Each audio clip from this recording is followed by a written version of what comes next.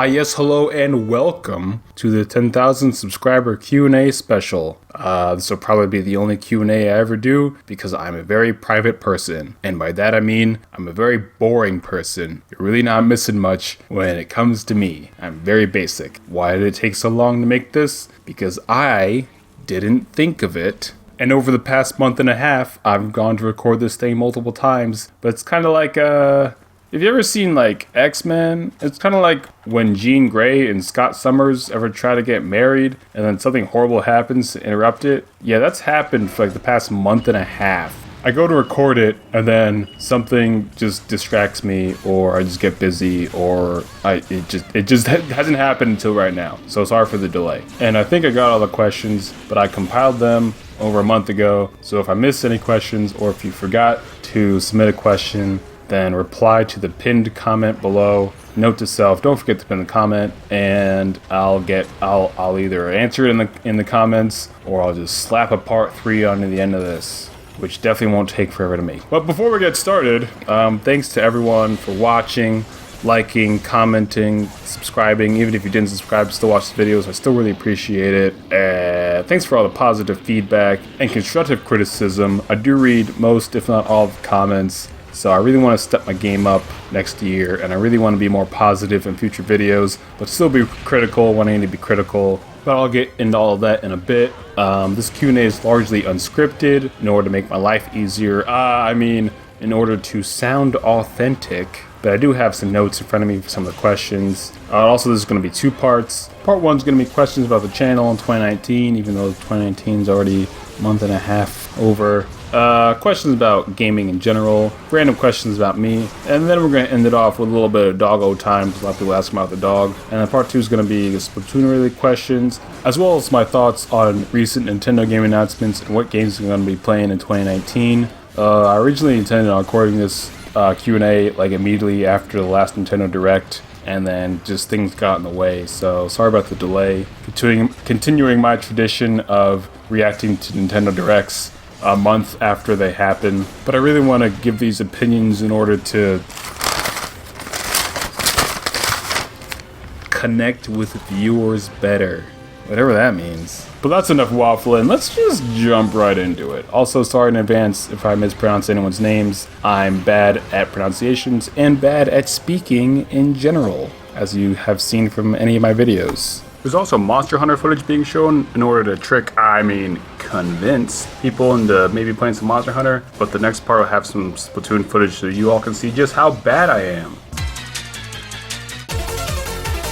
So, Super Frubles asks, why the username Captain Astronaut? Well, Captain is the name of the dog, and astronaut is the profession I wanted to be when I was a kid, and longer than most kids want to be an astronaut when they're a kid, and then they get older and they grow out of it. I wanted to be an astronaut since I was in middle school, and then I went to space camp, and they were like, hey, we don't hire like people with asthma. And I'm like, but I have asthma. And then they're like, yeah, we train astronauts like by swimming and stuff. And I was like, but I don't know how to swim. And then they're like, a lot of astronauts die like in the line of duty. And I'm just like, but I'm alive.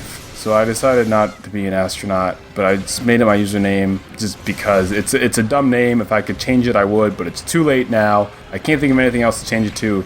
I think pet's name and dream profession as a kid is the same way that some people come up with their porn name. So, that's the thing. All right, moving on. Here we go. So a lot of people were asking about my basically about future videos. Like Mango was asking about what am I going to do now that Splatoon 2 is almost done with updates. Ahidib Sarah Banan was asking like what do you do how-to videos for the Chargers. Nimrod Daphne asked about blasters. Ricky Rizk asks if I'm going to do a video on how to use a Clash Blaster. CyberDragon5561 asked NZEP or Dooley's Guide. XX Freezeburn XX was asking about ballpoints. Magician Everson Rose asked about Hydra Splatling. Leo asked about Samrun tier list. And then See the Pain asked about more frequent video updates and what am I going to do with like since no more Splatoon 2 updates. Kick High Dragon asked when the Xenoblade Chronicles 2 review is coming out.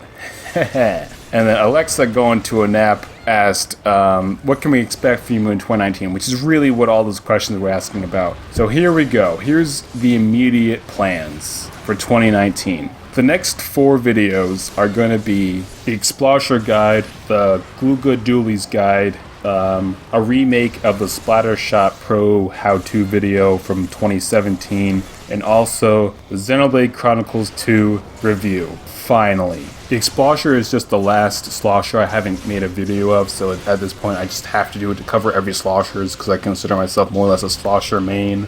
The Gluga Dualies are just a weapon I've been using somewhat recently and been doing pretty well with. And I know previously I said that, I think in the Dualies Squelchers video I said that, oh, the Dualies Squelchers is going to be the only Dualies I make a video of. But I've changed my mind since then. I'm gonna do Gluga Dualies at least. And then Splattershot Pro, that video was my first weapon guide for Splatoon 2. If you've watched that video, the content is good, but the editing isn't. Most particularly the audio levels are just straight fucked in that video, and that's like my main weapon. In fact, it's probably my best weapon are all 3 Splattershot Pros. So I really want to do the weapon justice. So I'm just gonna remake that video from scratch. I'm not even gonna rebalance the audio and just put out the same video. I'm just gonna remake the whole thing from scratch. And then the Xenoblade Chronicles 2 review. Okay, I've been hyping this video up for, I think, since like October or maybe September, but I've wanted to make that video since December of 2017 when I played Xenoblade Chronicles 2. And I've been working on that video for literally over a year. Maybe not like actually typing up the script to it, but just gathering my thoughts on that game. And I started writing out a first draft of it, and then I realized that as I was writing it, I kept referencing the previous games. I'm just like, oh, well, in Xenoblade 1 they did it this way. Oh, in Xenoblade X they did it this way. But I'm just like, if someone's watching this and they only played Xenoblade 2, and if they haven't played the previous 2 games in this series, they're not. It just broke the immersion of the video. So I've decided to restructure that entire review into basically a Xenoblade Chronicles review series, and it's gonna be just multiple parts. So part 1's gonna be an introduction, just talking about all 3 games and what the series is. Part 2 is gonna be talking about Xenoblade 1 and why it's a really good game. Part 3 is going to be why Xenoblade X is a really good game on the Wii U. Part 4 is going to be the things I actually liked about Xenoblade 2. Part 5 is going to be the review of Xenoblade 2 proper. Like, if anyone knows me, they all know that like I'm not a huge fan of Xenoblade 2. But there are things I liked about it. So before I get into the review proper, I'm gonna, like in part 4, I'm gonna go back into like, okay, so here's a list of things I actually like legitimately liked about the game. And then part 5 through part, I don't know how many, it's gonna be we're basically just gonna go through the game, like basically go through the story and talk about the game as the story goes. It'll make sense in the actual video. And then I don't know how long that part's gonna be. I'm basically just gonna make one big long video. In fact, it's mostly written at this point. I'm just getting the footage for all 3 games, because if you've played these games, you know that like Xenoblade 1 and Xenoblade X and Xenoblade 2, they're like almost 100-hour games. Right now, I'm just getting the footage for it. But they're long games, so it takes forever. So that's what I'm doing right now. That's why it's taking so long to make these videos, because they're long games and they're like 100-hour games. I'm just getting the footage for them. So the actual review will be one big long video that I'm just gonna chop into chunks. So it'll be part 5 to part, I don't know. But even if I really want the Xenoblade 2 review to be like really, really good. Even if someone were to watch it and disagree with every single one of my points, I still want the video itself that I produce to be really, really good and really entertaining and be really informative, so that even if you disagree with me, you can see where I'm coming from with everything. And then the second to last part of that review is going to be talking about Torna, the prequel DLC, because I didn't intend on playing it until I decided to do this review series back in like last summer, and I'm like, oh well, if I'm gonna do like a whole series, I should play and talk about the DLC. So I'm gonna do that. Like, that's gonna get its own episode. And then the final part will be like more of a direct comparison of all 3 of those games plus the DLC, and really just like ironing out what the strengths and weaknesses are of all 3 of those games. And then there's also going to be some bonus episodes to this series. One episode's going to be my like top 10 favorite songs from each game, just uploaded in like one big long video. No commentary or anything. So if you want to like listen to it while you do other things, you can do that. Another bonus episode, if it's needed, is like addressing other people's thoughts and like just reading the comments and going through the comments and basically just addressing what other people say about it and how they feel about each game and really having more of a discussion rather than just me rambling on for like 3 hours. But my plan is to have each episode finished or mostly finished and either upload like 1 or 2 episodes each day. But in order for that to happen, I need to like have most of them finished in advance so that I can keep up the daily schedule. So that's why it's taking so long, because I want them all finished before I start. But right now I'm just in the getting footage phase. It's mostly written. I just need to like, and the editing is going to be super easy on it compared to like a Splatoon video. I just need to get the footage because these games are really long. So that's why it's taking so long. So those are the next videos I want to get out, and I'm hoping those will be done this month and early next month, or early April. And then after that, I want to do a sequel to the Salmon Run tier list I made last year, just adding in the 4 weapons that didn't exist when I made that tier list, and also the 2 Grizzco weapons. In fact, I'll try to get that video out on the 1-year anniversary of the first tier list, which I think is like in a week. So I better start hustling there. And after that, my plans for 2019 are really just make more Splatoon 2 weapon guides. I prefer to do 2 videos a month, but sometimes it might be 1, just depending on how busy I am. I usually get a lot of stuff done on weekends, but just every weekend in February I've just been really busy, which is why this video took a long time to make and why other videos just haven't come out yet. The next couple of weapons I'm thinking of are all the Rapid Blasters, including the Rapid Pro Blasters, and also the Tetra Dualies. And then I might do like a how to use the Rainmaker, like the Rainmaker itself, just because I've been playing a lot of X-Rank matches, and people they don't really know what to do with Rainmakers. So I might make a video just to help guide people a little bit. And then after that, I'm not sure which weapons I'm going to do next. Maybe some common weapons like the Splat Roller, Splat Dualies, and Zap. I made like an April Fool's video last year on the sloshing machine, but I might make like an actual like legitimate sloshing machine video. I'm thinking about doing the Luna Blaster and then also the Ballpoint and the Nautilus. So we'll see what happens. I'm not sure. And then I also want to do some other videos on like non-Splatoon games, because I'm not saying that Splatoon 2 is going to die, but it's definitely going to diminish over time now that all the updates are done. And one of the biggest mistakes I ever made was getting one of those 400 gigabyte SD cards for my Switch, because I just filled it up with games that I haven't even played yet. And I really want to make videos. Well, I really want to play those, first of all. I'm in this horrible habit where I'm like, oh, I want to buy that game. Oh, it's on sale too. I'll just buy it and play it eventually, and I haven't gotten around to playing it. But if I make a video on the game, then I'm more likely to play it. But I'll talk about that more in a little bit. It relates more to another question. Also, do you guys like Fire Emblem? Because the new Fire Emblem game's coming out in July. So July's gonna be Fire Emblem month, and I'll make a couple games about Fire Emblem. But as Splatoon 2 goes, I'm not sure if I'm going to cover every weapon eventually. Maybe I will. It'll take a couple years to do that in terms of like how long it takes me to make each of these videos. I think you all can tell, like part of it is me just being lazy, but part of it is these videos just take a long time to make. So I'm not sure if I will cover every video. That's kind of why the Kensa series existed, because like I could talk about weapons I didn't want to make a full length 15 to 20 minute video on, but I could still talk about a little bit. So that's why those videos existed. But I might make full-length videos for not every weapon, but like definitely more than half. Alexa is going to a nap soon also asks, when you first started your YouTube channel, did you intend on making content exclusively for Splatoon 2, or did you always know your channel would cover a variety of games? When I first started my channel, I really didn't. If you ask anyone giving you writing advice, they always say write what you know. And Splatoon 1 was just a game I happened to play a lot. So when Splatoon 2 came out, I really didn't have a ton of friends who played Splatoon 1, but I did have a lot of them who played Splatoon 2, who got it like on release day. So I'm like, oh, well, I play this game a lot, so I'll make helpful videos to help them out. And also because like I do enjoy making videos to an extent, so I really want to like both help them out and make videos for fun, and I just happen to know a lot about Splatoon, so I just happen to make a lot of Splatoon 2 videos first. But I do want to branch out more to other games, while at the same time not reducing the amount I recover Splatoon 2 videos. So in short, I just need to stop being lazy and just make more videos, both about Splatoon 2 and other games. Jayla Oliver asks, what made you start YouTube? I don't know. I kind of was the first member of that generation who kind of, like grew up with YouTube. Because in 2006, I started high school, and there were a lot of people who I liked watching growing up. Like Pro Jared,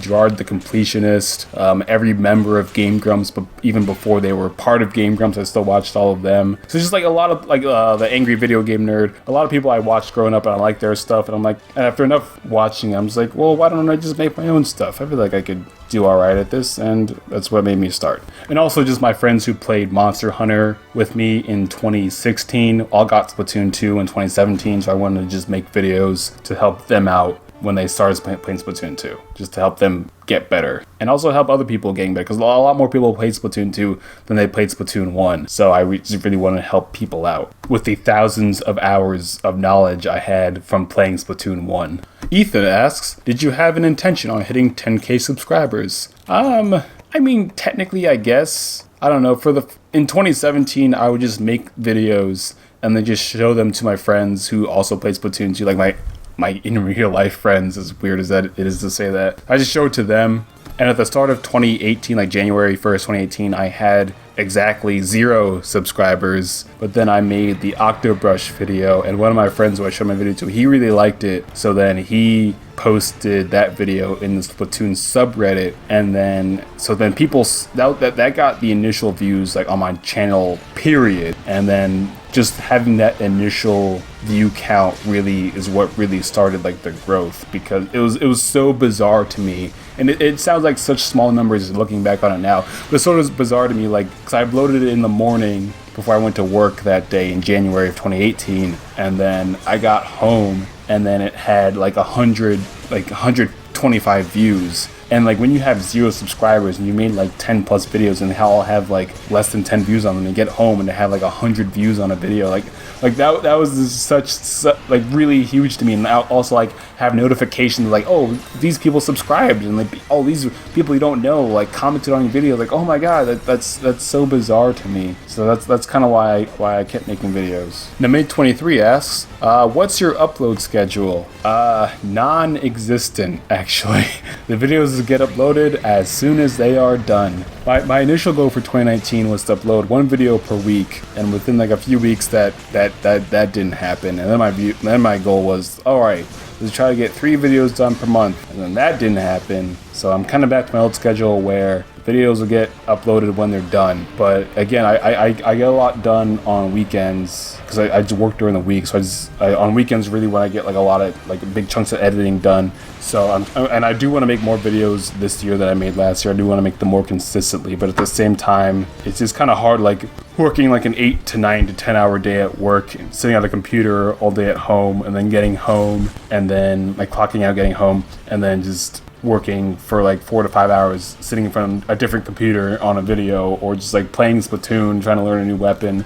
It just takes a while. So the videos get uploaded as soon as they're done. But at the same time, I do try to work on multiple videos at the same time. So my upload schedule is kind of random. Sometimes you'll get like 2 to 3 to 4 videos in a week, and then sometimes you'll get like 1 video for a whole month from me. So it just kind of whenever the video's done, but always know that I'm working on multiple videos at the same time. Crispy Toastmaker asks, got any tips for people starting YouTube? All right, I got 2 big tips. One, and these are tips I learned the hard way.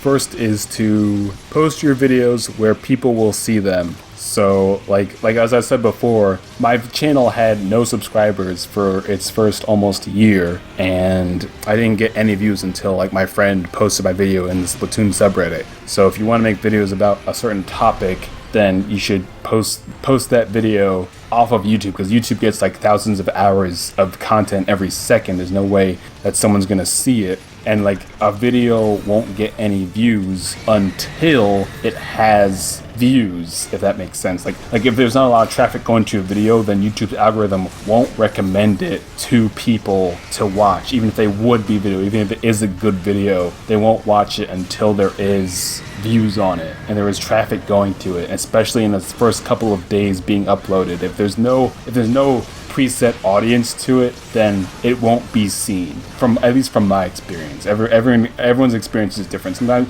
I've seen people just like make one single video and then it just like blows up in a few days. It gets like 1 million views in like a few days. At the same time, my growth was very gradual because I can only speak for me. My growth was super gradual, whereas I had one video, got initial traction, and then gradually, like I had a whole backlog of videos I also made. Some people will watch the first one, like most of the time it was the Octobrush one, and they'd really like it, and then they go back and watch some of the older ones. So that's another thing. Like having a backlog of videos will help you get subscribers, because people will watch. Some people will subscribe just by watching one video and they like it and they'll hit subscribe. And then other people will watch your one video, they'll enjoy it and they won't hit subscribe, which is totally fine. But having a big backlog of videos and having like watching one video of someone that you never even heard of, and then in the top right corner or like on mobile device or whatever they're watching it on, seeing like, oh, next video up is another video from that person, that also seems interesting. That's also a good way to get views. Second piece of advice I have is any video you upload could be the first video that someone sees of your channel. So always make sure that every video you upload is a video that you yourself are proud of. Gotta use the right grammar there. So the next question, I'm going to address this, but always make like, you never know what video on your channel, if you like, because you're going to be making multiple videos, I hope. You never know what video someone's going to see first. So something you don't want to run into that there's no statistic for, at least as far as I've seen, there's no analytic for in the YouTube system that can really tell you that like, oh, X number of people have seen this one video of yours and chosen not to watch your other videos, or chosen not to subscribe because they didn't like that one video. So you never know when that's going to happen. So make sure everything you upload is of quality, but at the same time, YouTube algorithm favors more frequent uploads. So it's not a catch-22, but it is like you gotta upload very often, but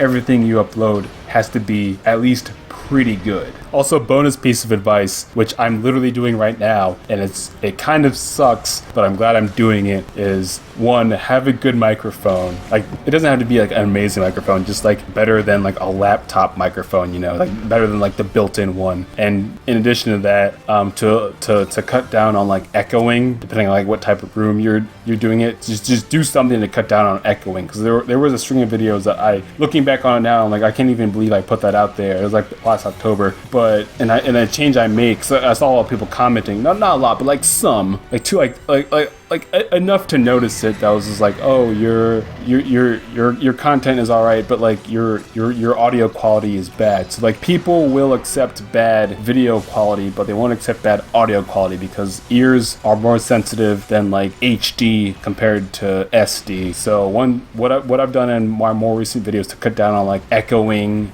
and like bad audio quality, which I'm doing literally right now, and it sucks, but I have to do it, is just like put a bed sheet over you. Like it seriously works. Just to have decent audio, just like a bed sheet is draped around my microphone and myself and the chair I'm sitting in and the computer that I'm reading these questions off of, and it just helps absorb like the excess sound and stuff. So do that too.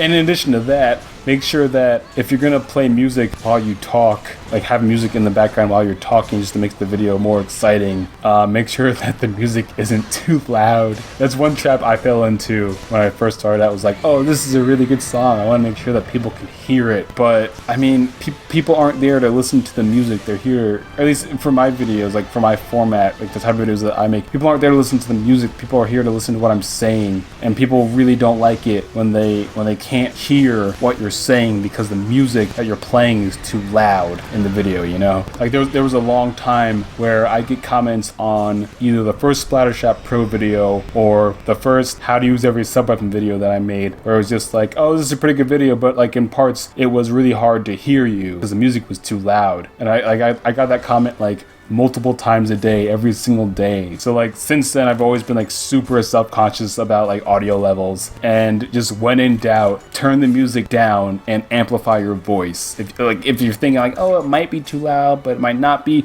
like, it's easy to listen to your own voice because you know what yourself is saying, like you wrote the script for it. But for people like watching the video for the first time, it's important for them to be able to easily hear what you're saying. So just turn the audio levels lower than you think they should be, and turn the voice higher than you think it should. Big Villain, who's a fantastic Splatoon YouTuber who also makes weapon guides videos and ads for weapons that are really entertaining, who you should all subscribe to, who I actually, at the time of recording this, I actually played against her earlier today. Just happened to run into her in X rank, and she's really good at the game. In fact, she's better than me. So if you listen to her weapon guides, it's probably more accurate than any of mine, and you should all subscribe to her. I highly recommend it.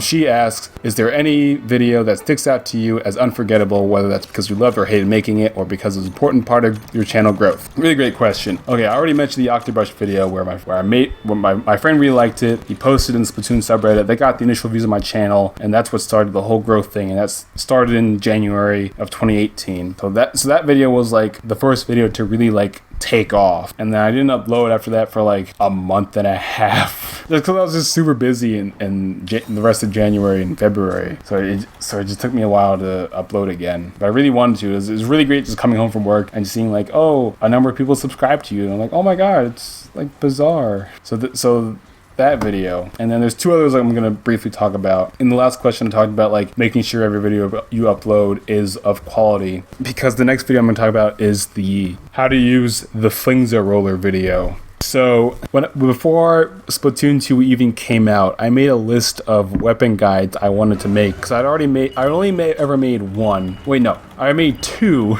I forgot about the other one. I made two because that was really what made me want to make a YouTube channel, was to make a how to use the Trislosher in Splatoon 1, and then from the leftover footage from that, I made a how to use the carbon roller in Splatoon 1. That was a completely like jokey video where like you don't actually learn anything. It's a pretty entertaining video, if I do say so myself, only in the fact that it's nothing but jokes, and I totally just like shit on the carbon roller, and I'm just like, oh, if you lag, you can use this weapon really well. Everyone uses weapon lag. It was really just salty me just complaining about it. But I made a list of weapons I wanted to cover. It was between the Splatoon 2 Direct and when Splatoon 2 actually came out. I made like a list of weapons I wanted to make a video on, and that list was the Splattershot Pro, the Slosher, the Dynamo Roller, the Mini Splatling, the Brella, one of the blasters, which I ended up taking that off the list, the Octobrush, and the Flingza roller, because I saw it in the Splatoon 2 Direct. I was like, oh, that'll be like a really interesting video to make, I feel like. And then I was going to end that series with the Trislosher. It was going to be my first weapon guy, was going to be my last weapon guy, and that was going to be like it.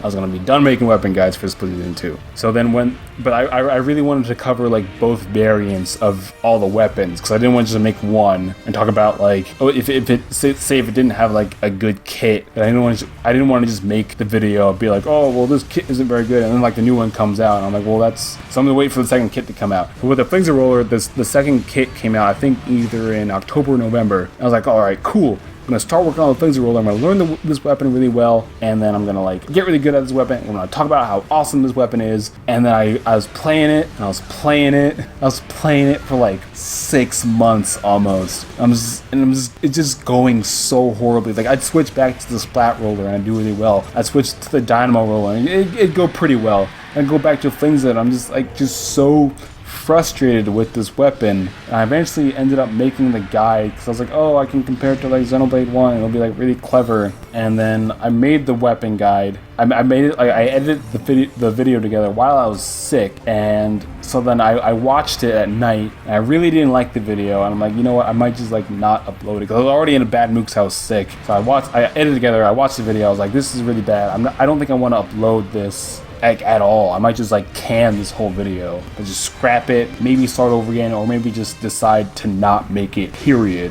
And then I woke up the next morning before work. I was feeling better. I watched it again. I was like, you know what? It's not that bad of a video. Plus, it's been a while since I last uploaded. Plus, I've already invested like so much time into this weapon. I've played like at least 300 matches with freaking Flings a Roller, and it's gone terrible. So I'm just gonna talk about how it's not that great. You're better off using like any other roller, and then I'll just make another upload like really quick so that people don't like dwell on this. So I hit upload and I just left it, and then I checked Twitter, and the first thing I see, like on the day I upload that video, was patch notes for version 3.0, and the first thing I see was buffs, huge buffs for the Flings a Roller, and I was like, you've gotta be freaking kidding me. I just made a video on how to use the Flings a Roller, and it's the same day. It's like later tonight it's getting buffed, like the same day I just uploaded that video. So I'm like, you know what, I don't care. I really don't think the Flings has that many fans. I'm just gonna leave the video because I already made it. There's no point in like taking it down. I'm just gonna leave it. And then a couple days later, because 3.0 was when X rank came out, and you could see like who the top player was in each mode. So then like a couple of days later, when X rank came out, you could see like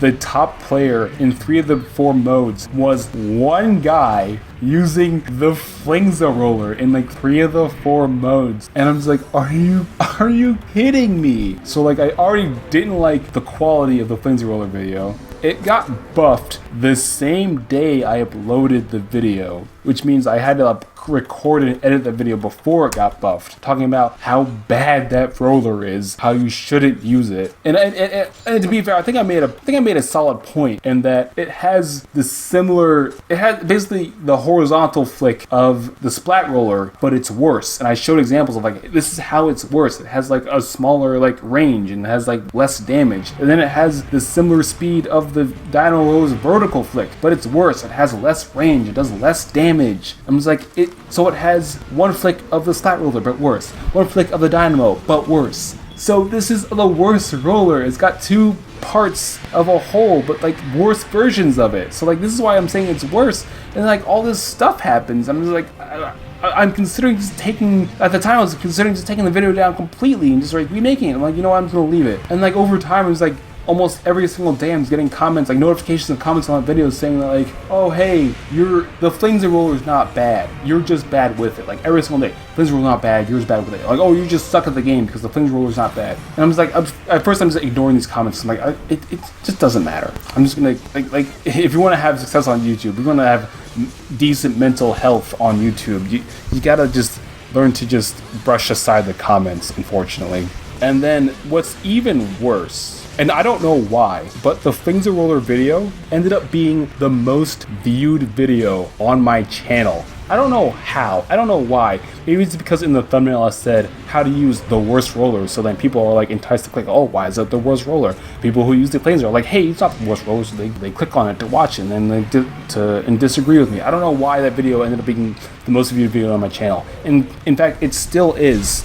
And I can't help but think that like, maybe like, because it's the most viewed video on my channel, I can't help but thinking, like, I've been thinking about the video every single day since the day I uploaded it almost a year ago. Like, in fact, next month it'll be a year since I uploaded that video. I thought about it every single day. I can't help but think how many people like, before I say this, like, I'm super grateful for like reaching 10,000 subscribers. In fact, I think I'm around like 12 or 13,000 right now. I'm still super grateful for that. But in the back of my mind, I can't help but thinking how many people, because that video has a lot of views, how many people watched that video first and then chose to not subscribe? How many people watched that video first and then didn't watch my other videos that are way better and way funnier and way more entertaining, way more insightful and way less negative? And like, how many people maybe watched one of my videos and then clicked on my channel? And then this is what I do, at least for some YouTube channels I've like seen for the first time. I'll just like sort their videos. I'll go to their channel page. I'll sort their videos by like which one's the most viewed one, because those are usually the better ones. So now I'll click on that one. So how many people did the exact same thing, saw that the Flings a Roller one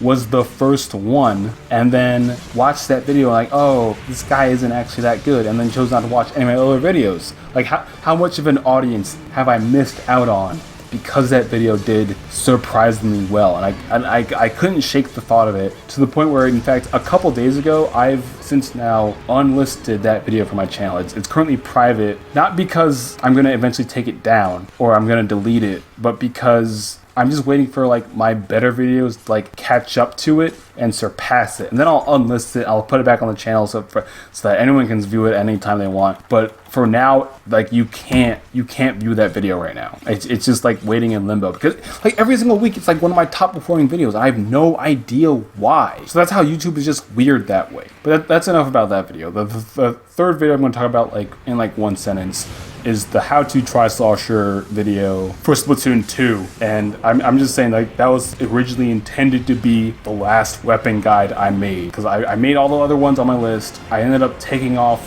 the blaster one off my list, because I'm like, I don't play blasters. I tried to learn the other blasters. I thought about using the Clash Blaster, and I used the Clash Blaster, and in an actual battle, like, yeah, no, definitely not this one. So then I don't know what, I just took that one off the list. So the Trislosher one's gonna be the last one, but because the how to use Splatoon 2 videos were doing so well, I'm like, people seem to like them. My channel strategy up to this point, and still kind of is just throw shit at the wall and see what sticks. So I'm like, you know what, people like these videos, so I'll continue the series. So that's what I've done. Also, Vic Villain, I would love to hear what your answer to this question is. Also, everyone subscribe to Vic Villain. Turselpix asks, what has been your favorite videos to make so far and why? So I'd say that 3 videos have been like really fun to make. Actually, no, 4. The first one I'm going to talk about is the Octobrush one, which you guys already heard about this in this Q&A video. That one like was a lot of months coming. In fact, I even had like a preliminary script for that one before Splatoon 2 even came out, because for the videos on my list I was going to make the weapons on my list I was going to make videos for, I was practicing those weapons in Splatoon 1 before Splatoon 2 came out, just so I could have like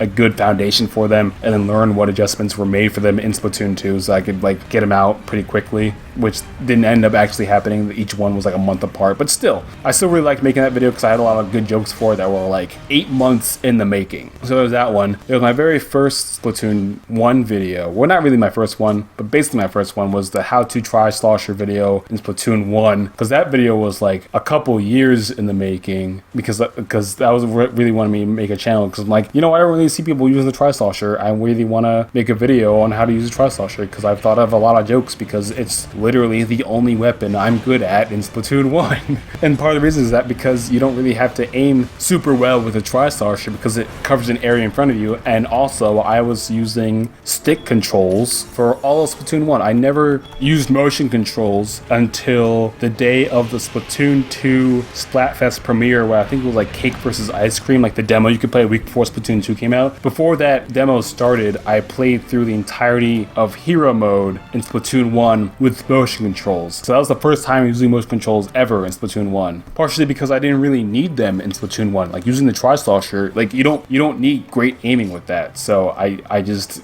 used stick controls for the whole thing. I played probably several thousand hours of stick controls in Splatoon 1 with the Trislosher. And then the other video I really wanted to make before I even had a channel was the Monster Hunter Generations Ultimate Dual Blades tutorial, because one series I've been getting like really into like in the past few years has been Monster Hunter, and I played Monster Hunter 4 Ultimate on the 3DS like a lot, and the only weapons I used were the dual blades. I barely used any of the weapons, so like I learned a lot about how to use dual blades. So I made a whole tutorial, I think in November of last year, October or November, of how to use the dual blades in the Monster Hunter game that's on the Switch, because it's running off the same engine of Monster Hunter 4 Ultimate, so it's the same thing. And all I'm gonna say is, like, I don't want to come off as I'm trying to guilt people into watching my non-Splatoon 2 videos, but whenever I make a video about a game that's not Splatoon or Splatoon 2, I always try to frame it in such a way that even if you haven't played the game I'm talking about, the video is still like really entertaining. So like, watch whatever you want to watch,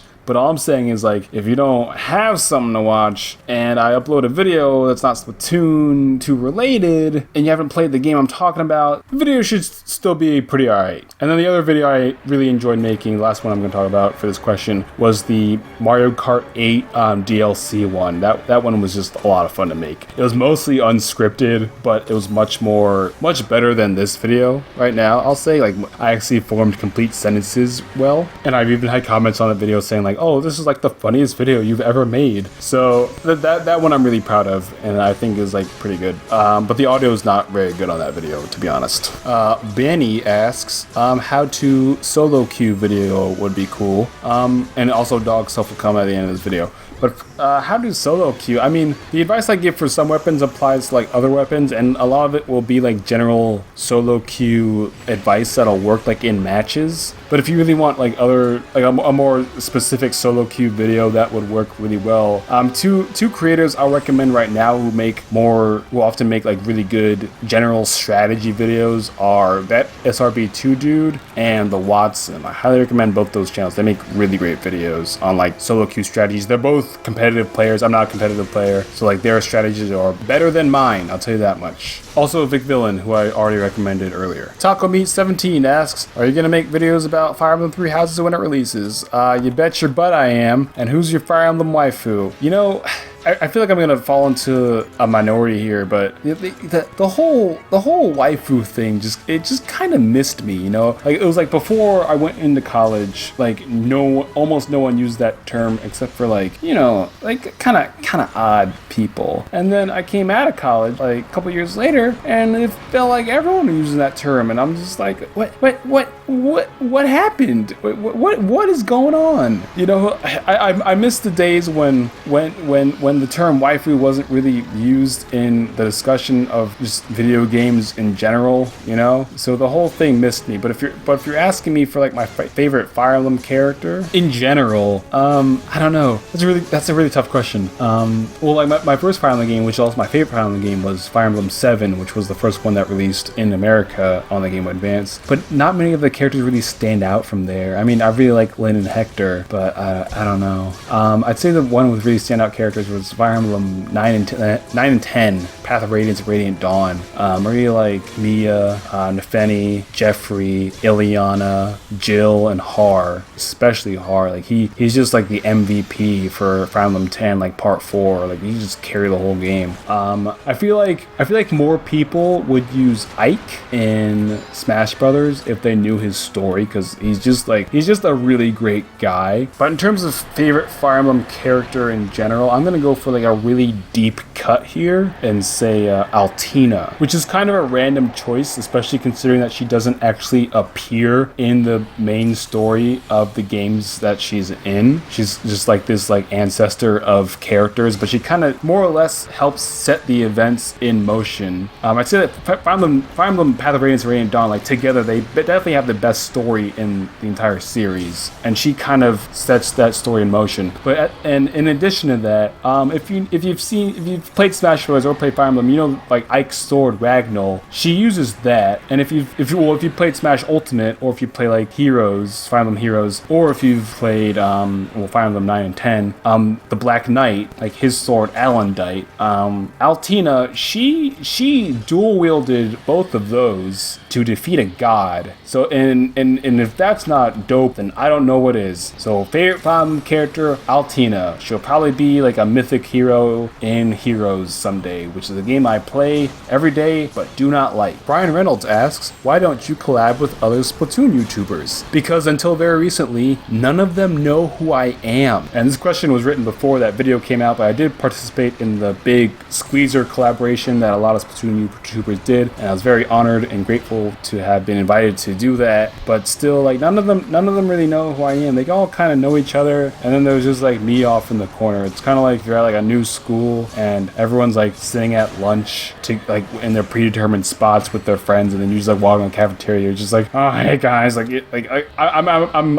honestly a pretty shy person, so I'm not the type of person to reach out to. Like there are two people who like have channels close to the size of mine. I am very open to collaborations with other people who like have similar channels sizes of mine. And there are two that I want to ask to collab with, but I'm too shy to ask them. So maybe they'll see this and ask me. I am in a Discord with a lot of Splatoon YouTubers though, but I just don't say anything in it. I'm basically just not in it. I'm in it, but I'm not in it. Agent Octo asks, how do you wash your hands? Just a little bit of soap and water, then you'll be good. And also, will you give out your friend code, and how'd you get in Splatoon? Alright, with the friend code, I really don't see point, I guess? I guess I could give it out in case, like, because usually when I'm loading a new weapon, I'm just playing in Turf War, so if you want to jump in like a Turf War with me, then I can, but maybe I'll give it out eventually, but not right now. And how to get into Splatoon? Alright, I'll tell a really quick story, because this Q&A is getting, like, I'm looking at the time right now, it's getting way too long. Okay, spring 2015, I'm in my last semester in college. I interview with people for a job, and I thought I had a job because they straight up told me, because it was an in-person interview, they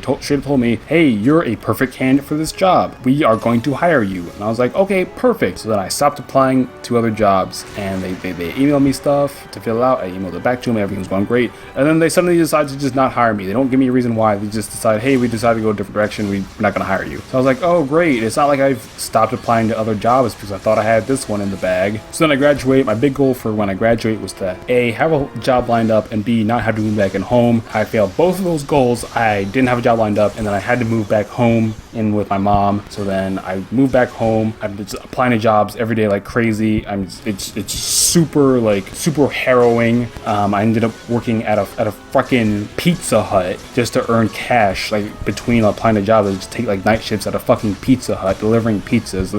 I have an engineering degree and I'm delivering pizzas at a fucking Pizza Hut. I was like one of the lowest points in my life in terms of my career. And then it was the summer of 2015, and then I like look on YouTube and I see like all these people, like all these YouTubers I like Pro Jared and like Gerard the Completionist, like those guys. We're talking about this new game that just came out for the Wii U called Splatoon, and the only game that I'd been playing up to that point on the Wii U, I had other games, like the only game I'd been playing up to that point somewhat consistently was like Smash 4. And I having gotten the game when I was in college and living close to people who I can play like in person with, and then moving back home, I just didn't really know anyone. All my friends from high school were just gone. They weren't living where I was living at the time, so that sucked. So I was playing Smash Brothers either against computers or trying to play online, and just not having fun with it. And I was looking for a new game to play on the Wii U, and then Splatoon comes out, and everyone who I follow on YouTube says that it's a great game. So I'm like, you know what? I'm just gonna pick it up because I just like want a new game to play. And then so I use my Pizza Hut money, and then on my way home from a shift at Pizza Hut, I stopped by the Toys R Us, back when that used to exist, and I pick up Splatoon, and I take it home, and I play it, and I'm like, you know what? I really like this game. I wasn't big into shooters up to that point. The only shooter game that I personally had owned was Mass Effect 3 on the Wii U, which if you can even call that game a shooter, it's a shooter / RPG. So I really wasn't big into shooters. I wasn't really big into first-person shooters. I never really could do the dual stick thing. I could never really get a good grasp on it. But I'm playing Splatoon, it's third person, and I'm playing it's team-based. It's less about how good you are at killing your opponent, more about like how well you are working on a team, more about like map control and like tactics and stuff. I'm like really liking the game. So I just played a lot of Splatoon, and then I played mostly Turf War because this is back in the day when only Splat Zones existed. I tried Splat Zones out. I'm like, I'm not really a fan of it. And then Tower Control came out, and I'm like, oh, I really like this mode. This is a much better ranked mode than Splat Zones. At least I'm personally enjoying it more. And then a couple months later, Rainmaker comes out, and that mode was just incredible in Splatoon 1. I'm like, this is exactly what I'm looking for. I love this mode so much. So that's really how I got like super into Splatoon. I was playing like almost every day, like 4 hours a day at least, like just loving the game. And I loved how like multiple times a week, because because Splatoon 1 barely launched with any content in it. So like multiple times a week you'd have like, oh, here's a new weapon, here's a new weapon, here's a new weapon. It's like, oh, here's a new stage in the week, here's a new stage, here's a new stage, here's a new game mode, here's a new weapon. Like the Splatoon 1 updates came out like so frequently, especially considering I was playing the game every day. I'd turn the game on like a Tuesday and be like, oh, here's a new weapon. Like, oh my god, because everything in Splatoon 1 was like brand new. So then all this new stuff is coming out, and I was like, oh, this is awesome. So like that's how I really liked it. My first main, I guess, I tried out a bunch of different weapons at first, but a lot of lower level players get really into the roller at first. I just really wasn't a fan of the rollers, honestly. But my first main, I hate to say it, was the golden arrow spray. And then because I played single player before hopping online at all, I completely beat single player. So I was looking for like a weapon that I was looking for like a shooter with a high fire rate, because I had bad aim. I still have bad aim. I had bad aim, so I was like, oh, I want something with a high fire rate. And like when you're playing Splatoon 1 when it first came out, the top ranked player in Turf War, like every match would be like the golden arrow spray. So I'm like, all right, let's see what the hype is about this weapon. And I tried it out. I'm like, oh wow, this weapon is actually really good. I'm getting like in Turf War, it's like amazing. You're getting like 1,000+ points per match. So like golden arrow spray, just it feels awesome. It's a skill sync because you play the game more, but you're not actually getting better at the game. It's just a trap because it's so easy to use. You don't have to actually try with the weapon. You just like turn the brand off. You just hold the trigger down and you just go. So then I tried that for a while, and then eventually I figured it out on my own. I'm like, oh, the gold arrow spray. It's not really that good at getting killed. I'm not really getting a lot of kills in like ranked battle. So then I switched to the Splattershot Pro, used that for a while. I used the N-Zap for a while. And then my next real main weapon that I actually did pretty well with was the 52 gal Deco. So I really liked Seekers. I really liked the fire rate. It had a medium to slow, but like fast enough fire rate. I noticed like other people in other matches getting a lot of kills with like all the gals. So I'm like, oh, I'll try out the 52 gal Deco. I really like that because I really also like Ink Strike. So I used the 52 gal Deco for a while. That's how I got from like C rank to A rank, was 52 gal Deco. And then I think it was like December. Honestly, I was more of a Seeker main than a 52 gal main. So then in December, for like the day of a Splatfest, the Trislosher Nouveau came out, and that also had Seekers. I was like, oh, that weapon has Seekers. So now I'll try the new weapon. I'll look for something new. I like the 52 gal Deco, but I'll look for something new. I'll use the Trislosher Nouveau. And I'm like, oh wow, I really like this, especially because I was playing on stick controls the whole time. I'm like, oh, I can hit people without really having to aim as long as I just get close enough. So and it was a really fast kill time. So I just used the Trislosher Nouveau from like December 2015 through like, I don't know, July of 2017 when Splatoon 2 came out. And that was a weapon that I reached S rank for the first time using, and then also reached S plus for the first time using. So yeah, that was a really long answer for a not very long question. Legendary Blader of Pegasus 23 asks, how do you record your gameplay? I use a capture card that a lot of other people use. It's called an Elgato HD60. Yeah, I don't have like the special version that like you put into your computer. It's just like an external capture card. And most other people use the exact same one. GameStuck and Coconut Boy asks, what editing software do you use? I use a software that I honestly don't really recommend. It's not bad, but it's not amazing. It's called VideoPad Pro. I have a product key for Sony Vegas Pro. I'm just waiting until I get a new computer and then using it on that. So right now I'm using VideoPad. It's fine. It's not great. It's not terrible. It's just fine. The Spice asks, how many matches do you play in order to feel comfortable enough to make a video on it? It usually amounts to like between 100 and 200. I don't really keep track partially because Splatnet doesn't actually tell you how many matches you played, just how many wins you played. I just like double the amount of wins I have to see the number of matches I played, but usually it like amounts between 100 and 200. But I'd say it's more so about not just how I use the weapon or what I observe from the weapon's strengths and weaknesses, but also from what I see other people using in matches, and like how both people on my team and people I play up against, how they use the weapon, how they like what strengths and weaknesses I perceive when I go up against them or when I play alongside them. Do I consider myself less an expert player and more so like a coach or a strategist, or really just an observer? So I say that just because I'm not amazing with a weapon doesn't mean that I don't know how to be amazing with that weapon, but at the same time I'm just one person, and I hope that people disagree with me, and I hope that people provide their own insight because in the comment section and stuff, because that'll just make everyone get better better overall if they both watched my video and also read the comments from people who use the weapon probably more than I have, and also seeing what people who are really good with weapon see what they have to say. People who have a lot of experience with weapons see what they have to say. Exomics Gaming asks, how long do your videos take to make? The Splatoon 2 weapon guides, which are really like what people really come here to see, not including getting good enough with weapon to talk about, which usually takes like a couple, like I just said, like a couple hundred matches, like usually between 100 and 200 matches to get a good grasp on the weapon and be able to talk about it. I'd say in terms of like actual editing, general benchmark, at least for my videos, is like each minute you see of video equals about an hour to 3 hours of production process. So if it's like a 10-minute video, then it probably took like 30 hours of me sitting in front of a computer, either typing up the script, recording the script, selecting which gameplay to use, or actually like in the video editing software putting the video together. Minty Swinson asks, how long does it take for you to come up with the analogies? Honestly, those parts are really the easiest part. They just kind of come to me. Like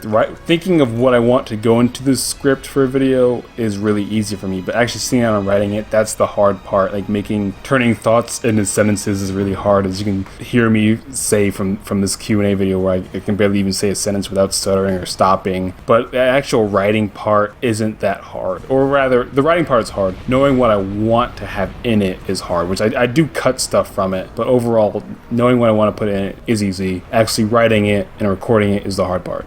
Yen Ray asks, when's the actual Initial D video? I'd say like the Mario Kart 8 how to drift tutorial. That's probably the closest I'll get to making an actual video on Initial D. I do use footage from the actual Initial D show. For anyone who doesn't know, Initial D is a show about, is a 90s anime and like early 2000s anime about drift racing through the mountains of Japan, and that's where I get like a lot of the electronic music I use in my videos from. Like it's called Eurobeat, the genre. That's what show I get that's what show I get the music from, and it's a really good show if you're like interested in cars at all. Like it gets super technical too, so you actually like learn a lot about it. But yeah, I actually use footage from the Initial D show in the Mario Kart 8 how to drift tutorial. So I recommend, if you haven't seen that, then you can check that out. That's a video started out as like me trying to teach my friend's girlfriend how to drift in Mario Kart 8, because there's just such a big difference in like all Mario Kart games, such a big difference in skill between like players who drift and players who don't. And I was trying to like teach her over Discord how to because we had Discord chat, I was trying to teach her like over Discord like how to drift. I'm like, you know what, I'll just make a video about it and maybe that'll help her out a little bit. And then I just ended up putting in a lot of jokes in that video too, and a lot of Initial D references, because you know, why not? It's about drifting. Both Duck and My Name Isn't Addy asks, do you have a Twitch or do you stream? So I'll tell another really quick story, and by quick I mean we'll see how long it actually takes. Okay, so in December of 2018, so a couple months ago, I recently got a new job, and let's just say it pays significantly more than I make now. So my plan was to first start the new job and then get a new apartment close to the job and then get a new computer, because my current computer absolutely cannot stream. So then I was going to get a new like desktop computer, either that or like buy a desktop computer or make my own. So if anyone has any recommendations on how to do that, because I've never actually done that before, then please leave them below. I would love to hear any advice anyone has about making your own computer, because I prefer to do that than buy one, but I'm open to either option. But yeah, the plan was to start the new job, get a new apartment close to the job, get a new computer after I get the new apartment, because moving is really expensive for anyone who's had to do it, and then start streaming, because my laptop can't handle it as of right now. It's barely hanging on by a thread as is right now. But the problem with that is that the new job is with a federal government contractor, and like the next day after I accepted a new job, the longest government shutdown in US history started. So then everything just got delayed because they needed to do like a background check, security clearance, and then like secure funding from our position. There's all sorts of stuff that is involved with me starting a new job. So that's got delayed by like just by a while. So I haven't been able to start a new job yet. And having the new job and having the new computer would enable me to edit videos faster, so I could get videos out faster to you guys, which would help a lot. Because right now, if anyone's ever done any video editing, imagine not being able to edit with a preview screen. So you have to render the entire video before you can see what the video looks like. That's how I have to do it on my laptop, because my laptop just can't display the preview screen for the video editor at all. It just doesn't have the power for it. So obviously having that new computer would make me edit videos faster, get videos out faster, and also be able to stream with you guys. And my plan was to, because I have a large catalog of Switch games on my Switch right now that I literally have not played. Like, I'm gonna note to self, put a list of some of the games that I have bought and downloaded on the Switch and just haven't even started yet, or have barely started, played for like less than an hour, tell myself, oh yeah, I'm gonna get around to it eventually, and then just haven't even had time to do. So my plan was to play those games, make a video about those games on Friday. I already, like, probably every other Friday, I already have a perfect name for the series, and then put that video out on Fridays, and then stream that game that I just made a video out on Saturday morning, and then maybe play a different game afterwards, after I play the first game for a couple hours, maybe play Splatoon, maybe play like battles with like some viewers, stuff like that. Maybe play also Mario Kart 8. I'm amazing at Mario Kart. If you think I'm good at Splatoon, you haven't even seen me play Mario Kart yet. I'm undefeated in Mario Kart 8, but I will let you guys know when things have turned around and when I'm able to have a computer that is powerful enough to actually be able to handle the load that is streaming. And Tanner Brossart asks, do you give out your Switch friend code? Which is a question we had earlier, but yeah, if I start streaming and I do streaming with viewers, then I'll definitely give out my Switch friend code then. And a question has come up a lot in my older videos and also for the Q&A for here by Johnny Specs and Luis Pinto and Savage Sandra. They all ask, hey, when you gonna have a Discord for your fans? I have no knowledge of how to run and moderate a Discord server, but I can look into it, and by the time I start streaming, which will hopefully happen within the next couple months, I will definitely make a Discord server for fans to hang out in before I start streaming. And Sanic PL asks, do you plan on using this account to upload clips for fun rather than only educational /joke stuff, like a clip collection or something like that? If and when I start streaming, then I will probably have a secondary channel that's linked to this channel